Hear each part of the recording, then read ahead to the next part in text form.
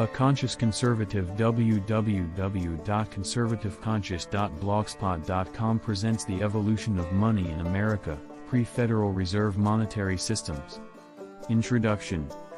Before the establishment of the Federal Reserve in 1913, the United States experienced a variety of monetary systems, each with its unique characteristics and implications. This article explores the evolution of money in America before the Federal Reserve and considers reasons why the previous methods were superior. 1. Colonial period, commodity money and bills of credit. During the colonial period, the American colonies faced a shortage of official currency. As a result, they relied on commodity money such as tobacco, beaver pelts, and other goods. Additionally, colonies issued bills of credit, essentially paper money, to facilitate trade. These bills were backed by the colonies' promise to redeem them in specified commodities. 2. The gold standard.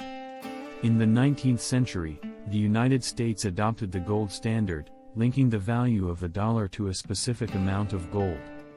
This provided stability and limited inflationary pressures, as the money supply was directly tied to the available gold reserves. The gold standard fostered confidence in the currency and contributed to economic stability. 3. National banking system. Amidst the Civil War, the National Banking Act of 1863 was enacted to create a uniform system of banking and currency. National banks were required to hold government bonds to issue banknotes, providing a degree of backing for the circulating currency. This system aimed to establish a reliable and consistent national currency. Reasons why some previous methods were better. 1. Inherent value. Commodity money, such as gold and silver, possesses intrinsic value. The value of the currency is directly tied to the value of the commodity backing it. Critics of fiat currency argue that having a tangible asset supporting money inherently restrains inflation and encourages fiscal responsibility. 2.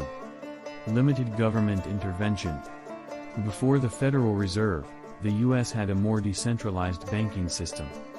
National and state-chartered banks operated independently, without a central authority exercising significant control over the money supply.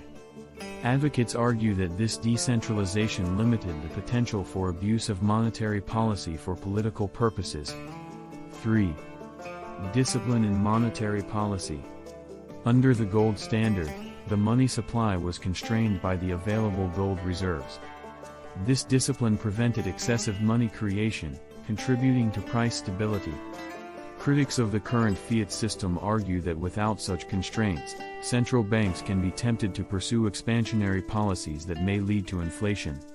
Conclusion. The pre-Federal Reserve monetary systems in the United States were characterized by commodity money, the gold standard, and the national banking system. Each had its strengths, including intrinsic value, limited government intervention, and discipline in monetary policy. While these systems were not without their challenges, proponents of their superiority argue that they provided a more stable foundation for the economy. The connection between money and tangible assets, decentralized banking, and the discipline imposed by commodity backing are cited as factors contributing to greater economic stability. Learn more about conservative issues and topics at A Conscious Conservative. www.conservativeconscious.blogspot.com